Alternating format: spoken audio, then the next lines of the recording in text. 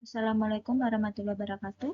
Perkenalkan, nama saya Halisa, NIM 23060112 dari Teknik Industri Besore. Di sini saya akan mempresentasikan tentang perusahaan jasa di PT Bank Sentral Asia.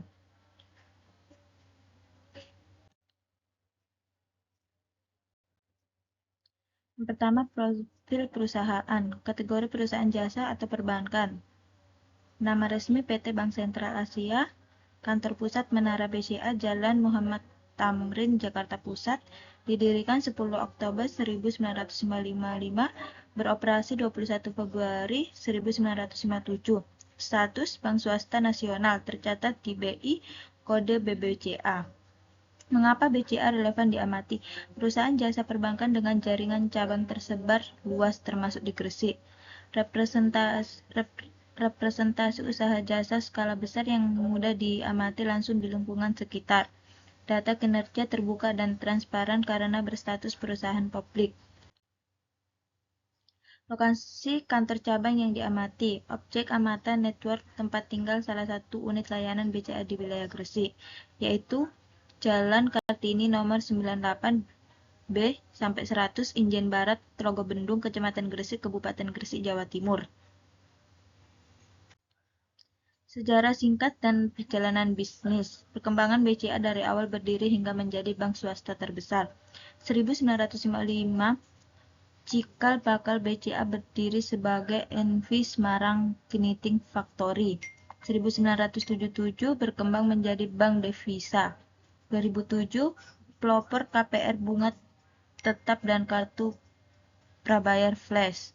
1957 mulai beroperasi sebagai bank di Jakarta. 1997 sampai 1998 krisis moneter, direstrukturisasi di bawah BBPN. Bank swasta dengan kapasitas pasar terbesar di Indonesia. Skala atau ukuran perusahaan, pilihan skala kecil, menengah, besar. Alasan, BCA merupakan salah satu bank swasta nasional dengan kapitalisasi pasar dan aset terbesar di Indonesia, beroperasi lebih dari 1.100 cabang di seluruh negeri. Total aset yaitu 1.408 triliun, total kredit sebesar 801 triliun, kantor cabang 1.100, unit ATM 16.700, karyawan 23.000, peringkat kapitalisasi pasar 9. Hasil produksi dan output layanan. Pertama, simpanan dan tabungan. Tahapan giro, deposito berjangka, sertifikat deposito. Kartu dan pembayaran, kartu kredit, kartu debit, flash, card, uang elektronik. Kredit konsumer, KPR, kredit rumah, KKB, kredit kendaraan, kredit tanpa guna. Perbankan digital, mobile banking, MyBCA, internet banking, Qrish.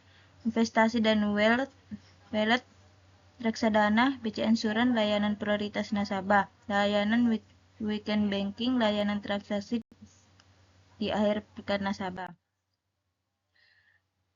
Selanjutnya, hasil produksi dan output layanan, kredit UMKM dan komersial, pembayaran modal kerja dan investasi untuk usaha kecil menengah, perbankan korporasi, kredit sindikasi, cash management, layanan bagi perusahaan besar, perbankan internasional, trade finansi, valuta asing, layanan ekspor impor, treasure dan manajemen risiko, layanan lindung nilai, hedging, dan instrumen pasar uang.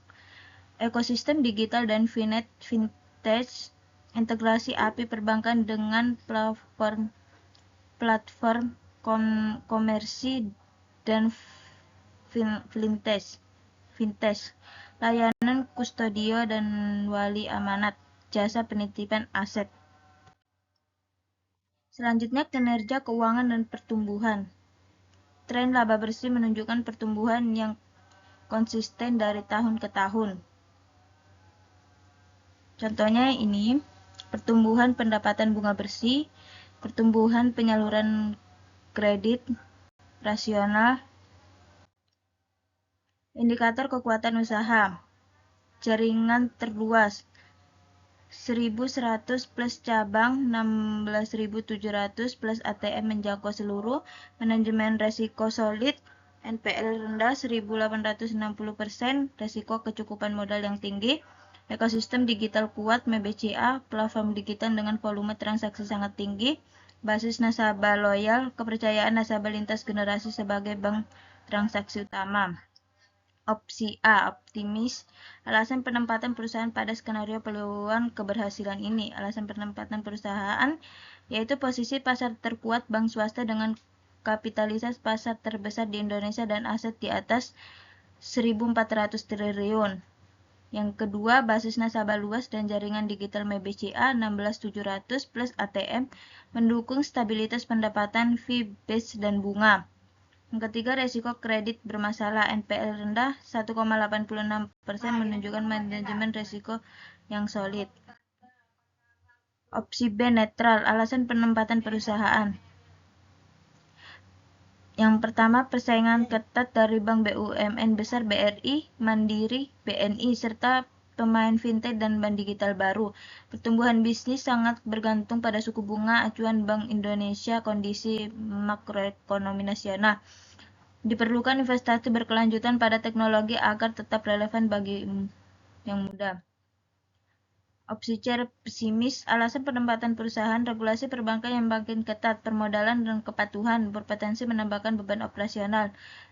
Disrupsi fintech dan dompet digital dapat mengerus fee-based income dari layanan transaksi konvensional.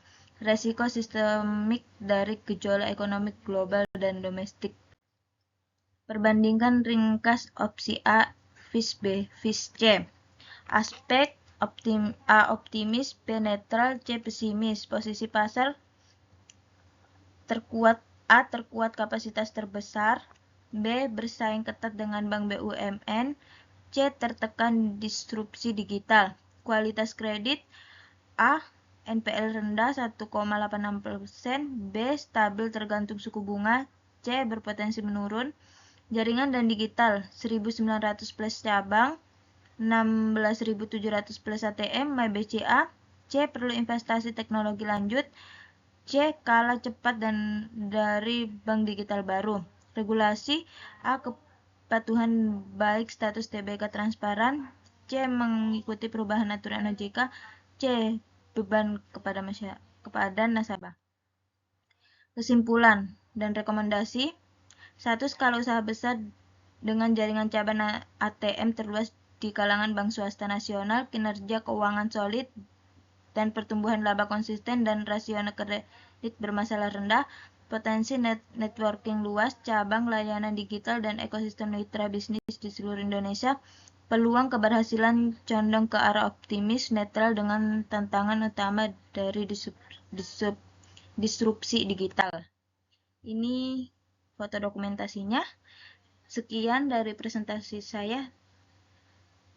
Terima kasih.